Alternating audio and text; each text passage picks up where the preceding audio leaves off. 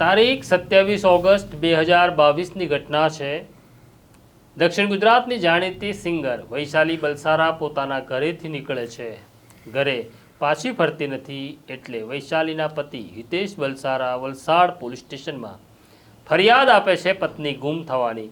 બીજા દિવસે પારડીમાં વૈશાલીની બિનવારસી કાર મળે છે અને કારમાંથી વૈશાલીની લાશ મળે છે। આખો મામલો હાઈ પ્રોફાઇલ હતો એટલે વલસાડના એસપી ડોક્ટર રાજદીપસિંહ ઝાલા તપાસ પોતાની પાસે રાખે છે। તપાસનો ધમધમાટ શરૂ થાય છે। 5 અલગ અલગ ટીમો કામે લાગે છે। કેટલાક સીસીટીવી ફૂટેજ હાથ લાગે છે। સીસીટીવી ફૂટેજમાં એક મહિલા દેખાય છે। આ મહિલાનું નામ હતું બબીતા શર્મા। બબીતા શર્મા એ વૈશાલીની બહેનપણી હતી। વલસાડમાં તેને કાપડની દુકાન અને કાપડની દુકાન માટે તેણે વૈશાલી પાસેથી 25 લાખ રૂપિયા લીધા હોવાનો તેઓ દાવો કરે છે। 8 લાખ ચૂકવવા માટે તે વૈશાલીને છેલ્લે મળી હતી અને પછી મેં વૈશાલીને જોઈ જ નથી તેવું તે કહે છે। પણ એસપી રાજદીપસિંહ ઝાલાને લાગે છે વાતમાં ગડબડ છે। પણ વૈશાલીની આ બહેનપણી બબીતા ગર્ભવતી હોવાને કારણે તેની આકરી પૂછપરછ કરતા પહેલા પુરાવાની જરૂર હતી। સાયબર સેલમાં કામ કરી ચૂકેલા એસપી રાજદીપસિંહ ઝાલા પોતાની સાયબર એક્સપર્ટનો ઉપયોગ શરૂ કરે છે અને બબીતા શર્માના સોશિયલ મીડિયા એકાઉન્ટની તપાસ શરૂ કરે છે। સોશિયલ મીડિયા એકાઉન્ટ્સની બારીક વિગતો ભેગી કરવામાં આવે છે અને આ સોશિયલ મીડિયા એકાઉન્ટ્સ જ્યારે ચેક થઈ રહ્યા હતા ત્યારે બબીતા શર્માના કેટલાક મિત્રો જે ફેસબુક ફ્રેન્ડ હતા એમાં કેટલાક મિત્રો હથિયાર સાથે ફોટા મૂકે છે એવું તે જોવામાં આવ્યું। કેટલાક લોકોને આવો શોખ હોય છે બંદૂક સાથે રિવોલ્વર સાથે ફોટા પડાવવાનું। તો બબીતા શર્માના આવા મિત્રો હતા જે બંદૂક સાથે ફોટા પડાવે છે। ડૉક્ટર રાજદીપસિંહ ઝાલાને શંકા જાય છે કે આ માણસો અને બબીતા શર્મા વચ્ચે શું સંબંધ છે। એટલે ફરી વખત મેડિકલ ઓફિસર મહિલા પોલીસ સાથે રાજદીપસિંહ ઝાલા બબીતા શર્માના ઘરે પહોંચે છે અને ફરી તપાસનો દોર શરૂ થાય છે। તપાસના દોરમાં તેઓ પૂછે છે કે તમારા ફેસબુક ફ્રેન્ડ કોણ કોણ છે, કોની સાથે તમે રોજ વાત કરતા હતા। કારણ એવું હતું કે આખી ઘટનામાં બબીતા શર્માના ફોન કોલ્સમાં એવી શંકાસ્પદ પ્રવૃત્તિ કોઈ જોવા મળી નહોતી। પણ સોશિયલ મીડિયા એકાઉન્ટ ચેક કર્યા જેમાં આ શંકાસ્પદ લોકો જેઓ ગુજરાત બહારના હતા તેઓ એસપી રાજદીપસિંહ ઝાલાના ધ્યાન પર આવે છે। બબીતાની પૂછપરછ શરૂ થાય છે। બબીતાને જ્યારે પૂછવામાં આવે છે કે આ બંદૂકવાળી વ્યક્તિઓ સાથે તમારે શું સંબંધ, ત્યારે બબીતા નિર્દોષ હોવાનું નાટક કરે છે અને કહે છે હું કોઈને ઓળખતી નથી, હું કોઈને જાણતી નથી।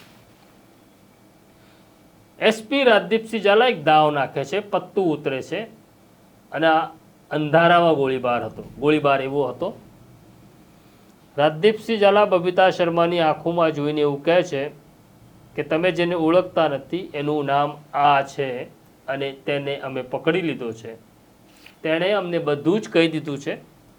હવે તમે અમને કંઈ કહેવા માગો છો? બબીતા હજી પણ મચક આપતી નથી। પણ રાજદીપસિંહ ઝાલાને શંકા કેમ ગઈ? બબીતા ઉપર શંકા જવાનું કારણ એવું હતું કે આ ઘટનાના સીસીટીવી ફૂટેજ અનેક વખત રાજદીપસિંહ ઝાલાએ જોયા। બબીતાનું કહેવું એવું હતું કે અયપ્પા મંદિર પાસે તેઓએ મળવાનું નક્કી કર્યું હતું। પણ સીસીટીવી ફૂટેજમાં દેખાય છે કે બબીતા અત્યંત ઝડપે કાર લઈને ત્યાંથી પસાર થતી હોય છે। પણ બબીતાને જોયા પછી બબીતા હાથ ઊંચો કરે છે એટલે વૈશાલી પોતાની કારની શોર્ટ બ્રેક મારે છે। જો અગાઉથી જ નક્કી હતું કે અયપ્પા મંદિર મળવાનું છે તો વૈશાલીની કાર આ સ્પીડે ના જતી હોત। આમ સૌથી પહેલી શંકા બબીતા ઉપર ત્યાંથી શરૂ થાય છે। આ પૂછપરછનો બીજો તબક્કો હતો જ્યારે બંદૂકવાળા મિત્રો કોણ છે તેવી પૂછપરછમાં તે ના પાડે છે અને રાજદીપસિંહ ઝાલા કહે છે કે તેઓ પકડાઈ ગયા છે, તેમણે પત્તા ખોલી નાખ્યા છે। બસ આ દાવ સફળ થાય છે।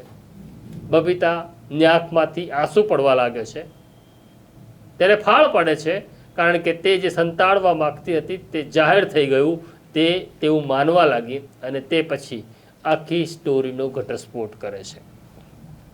ઘટના એવી હતી કે 25 લાખ રૂપિયા વૈશાલીએ આપ્યા એ વાત સાચી હતી. આ વાત બંનેના પતિઓ જાણતા નહોતા, પણ હવે પૈસાની જરૂર હતી એટલે વૈશાલી પૈસા પાછા માગી રહી હતી અને બબીતા પાસે આ 25 લાખની વ્યવસ્થા થાય તેમ નહોતી. આ દરમિયાન મથુરાની વતની આ બબીતા શર્મા પોતાના ફેસબુક ફ્રેન્ડ જેઓ બંદૂક સાથે ફોટા પડાવે છે તેમનો સંપર્ક કરે છે, તેમની સલાહ માગે છે કે મારે શું કરવું જોઈએ. ત્યારે આ ફેસબુક ફ્રેન્ડ એવું કહે છે કે વૈશાલીનો કાંટો કાઢી નાખો એટલે પૈસા આપવા નહીં પડે. બબીતા પોતાના આ ફેસબુક ફ્રેન્ડની મદદ માગે છે, પણ તેઓ કહે છે અમે સલાહ મફતમાં આપીએ છીએ, કામ મફતમાં કરતા નથી. આખો સોદો નક્કી થાય છે 8 લાખમાં. બબીતા કહે છે હું 8 લાખ રૂપિયા આપીશ, તમે વૈશાલીનું કામ તમામ કરો. એટલે આ હત્યાને અંજામ આપવા માટે કુલ 3 લોકો વલસાડ પહોંચે છે ઘટનાના 3 દિવસ પહેલાં. તેઓ વૈશાલીની રેકી કરે છે, ક્યાં આખો હત્યા કરવી, ક્યાં મળવું, ક્યાં લાશનો નિકાલ કરવો વગેરે બધું જ નક્કી થાય છે. અને બધું ફાઇનલ થયા પછી બનાવના દિવસે બબીતા વૈશાલીને ફોન કરે છે કે તું પૈસા લેવા દુકાને આવ, મારી પાસે 8 લાખ રૂપિયા આવી ગયા છે. અને એટલે જ વૈશાલી પૂર ઝડપે દુકાન તરફ જઈ રહી હતી ત્યારે બબીતા ત્યાં રસ્તામાં રોકાઈ તેને ઊભી રાખે છે. એટલે અયપ્પા મંદિર મળવાનું નક્કી નહોતું. ત્યાં આગળ તે એક થેલી આપે છે ને એવું કહે છે કે આની અંદર 4 લાખ રૂપિયા છે, બાકીના 4 લાખ રૂપિયા મારા કઝિન પાસે છે જે આગળ ઊભો છે. એમ કહીને તેની કારમાં બેસી જાય છે અને કારમાં બેસીને આગળ જાય છે. જ્યાં એક એવી જગ્યા વેરાન જગ્યા આવે છે ત્યાં કાર ઊભી રાખે છે. આ જગ્યા ઉપર 2 વ્યક્તિઓ ઊભી હતી. બબીતા ઓળખાણ કરાવે છે કે આ મારા કઝિન છે, એટલે બંને કારમાં ગોઠવાઈ જાય છે.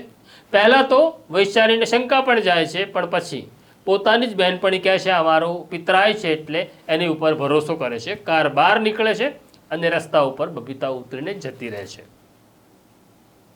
બબીતાનું કહેવું એવું છે કે ત્યારે ત્રીજી વ્યક્તિ પણ કારમાં ગોઠવાય છે અને પછી આ લોકો કારમાં જ બેભાન કરવાની દવાથી વૈશાલીને બેશુદ્ધ કરે છે અને પછી તેની કારને લઈ જઈને પારડી પહોંચે છે, જ્યાં તેની હત્યા કરી દેવામાં આવે છે. અને 8 લાખ રૂપિયાની રકમ જે હતી એ લઈને ત્રણેય વલસાડ છોડી દે છે.